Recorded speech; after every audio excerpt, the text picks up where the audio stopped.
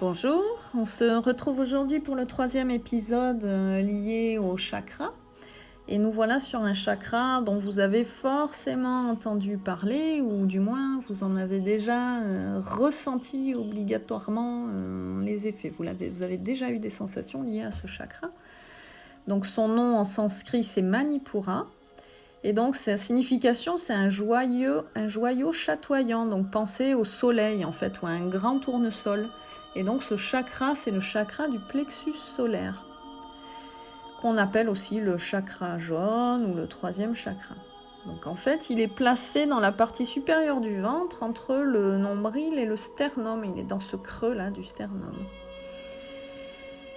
Les organes qui lui sont associés sont les organes digestifs supérieurs, dont l'estomac, le foie, les glandes surrénales. Il est lié au système immunitaire et le sens qu'il développe le plus est la vue.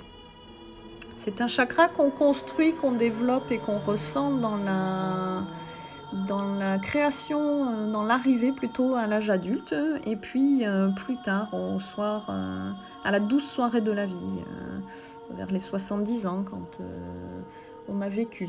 Donc, c'est un chakra qui reprend son sens, qui reprend un peu de sens à ce moment-là. Donc ce chakra est pleinement lié à notre pouvoir personnel, c'est-à-dire c'est un chakra très intime. Il est lié au sens de la vie, à notre ego, aux objectifs, aux limites, aux dons, aux intuitions. C'est un... Vous voyez, vous l'avez, quand je vous dis que vous l'avez forcément déjà ressenti, c'est par exemple, j'ai des picotements dans le ventre avant d'aller à un endroit parce que intuitivement, mince, je savais que quelque chose n'allait pas bien se passer. Vous voyez, on est vraiment dans cette dimension-là. Et c'est cette sensation un peu qui peut être soit vraiment comme une boule de feu qui éclate quand on est dans la joie et dans le positif et quand on court après notre chemin de vie, et à la fois qui peut faire mal parce que quand on a une intuition qui est pas bonne, vous voyez, il faut s'écouter. Quand on dit je le savais, je le sentais, ben souvent on le sent à cet endroit-là. Donc ce chakra, son symbole c'est un lotus à 10 pétales et avec un triangle au milieu qui représente le feu. Donc ce chakra, quand il est équilibré, en fait, on se sent tout simplement bien, en bonne énergie, on est sûr de soi, l'estime de soi et la confiance de soi sont logées là souvent, un peu dans le chakra du cœur aussi, mais dans le chakra du plexus solaire, on a vraiment cette dimension de se faire confiance, de s'affirmer, d'être sûr de soi, concentré, d'être dans l'action et d'être relié, on fait confiance à son intuition. Donc il y a vraiment tout ce développement autour de ses capacités personnelles et puis de la présence à soi, de la bonne connaissance et la bonne présence à soi. Donc ce chakra, qu'est-ce qui se passe? Donc lui aussi, il tourne, il est de l'avant du corps jusque dans la colonne vertébrale, il prend toute la largeur de notre corps et vous imaginez une boule de feu qui tournoie à la verticale.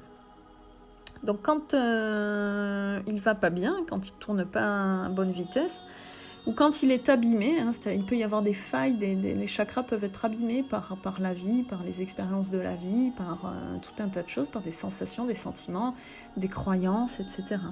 Donc quand il va pas bien, en fait, on s'en rend compte, on a du mal à prendre des décisions, on sait pas trop où on va, on est en état plutôt de passivité, on a peur d'être dans l'action, on peut rencontrer des problèmes physiques dus à un manque de tonus, un manque d'énergie, on peut avoir mal au ventre, des problèmes de digestion.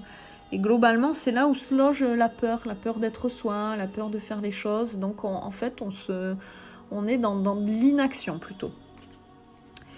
Par contre, quand ça va à l'inverse, quand ça tourne un peu trop fort, alors là, on peut être des fous de travail, quasi obsessionnels, on est plutôt perfectionniste, et en fait on est non pas dans l'inaction du coup, tout à l'inverse, on est dans la réaction. Donc on peut avoir des fortes colères, de l'anxiété, des réactions spontanées assez violentes, on peut développer certaines formes d'addiction aussi.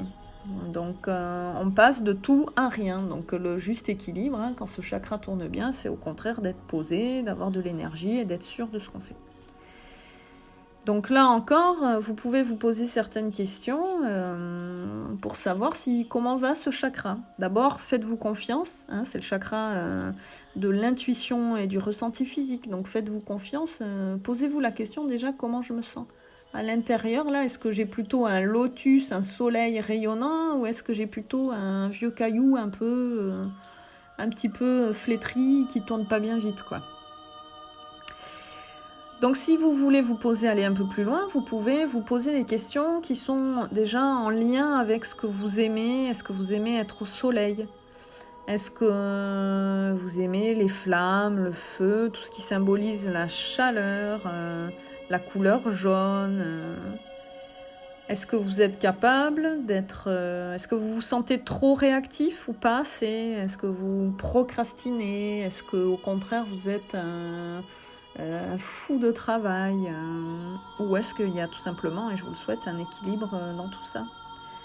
Est-ce que vous avez des problèmes physiques dans le système digestif, votre estomac, votre foie?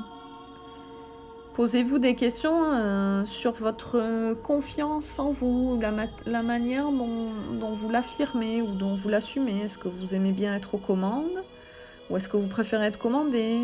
Est-ce que vous êtes capable d'exprimer ce qu'il vous faut? Est-ce que vous êtes sûr de vous? Est-ce que vous êtes occupé, mais très occupé, trop occupé, pas assez occupé? Et globalement, la question à vous poser, c'est est-ce que vous savez où vous allez?